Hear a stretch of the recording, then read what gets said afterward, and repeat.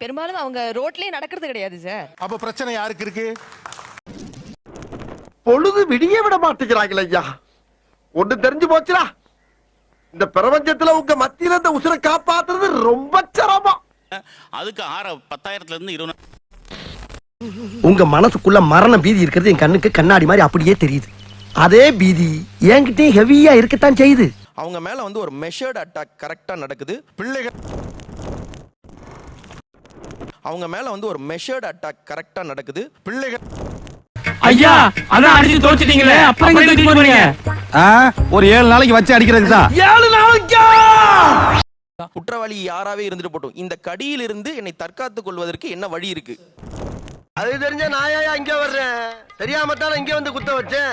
கேள்வி இது தெரியாம நான் சீட்டை புடிங்கி போட்டேன். நாய் இறக்குற வரைக்கும் அந்த நாய் அவங்க கிட்ட இருக்கணும். தெருநாய்களை தத்தெடுத்து வளர்க்க. பேசும்போது அங்கடா பேச்சு உனக்கு? அது ஒண்ணும் இல்ல மாப்பிள்ள, தனியா ஒரு அல்லக்கை வந்து மாட்டிச்சு. தனியாவா சிவா?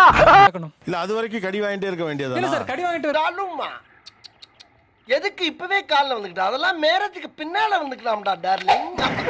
காலேஜ்னு பாக்குறேன், இல்லனா செருப்பு பிஞ்சிடும். எல்லாம் சாப்பிட்டுட்டு எல்லாமே வண்டிக்கு கீழே தான் படுத்துக்கும். இது வரைக்கும் இந்த பாஸ்ட் 20 இயர்ஸா நான் வண்டி ஓடி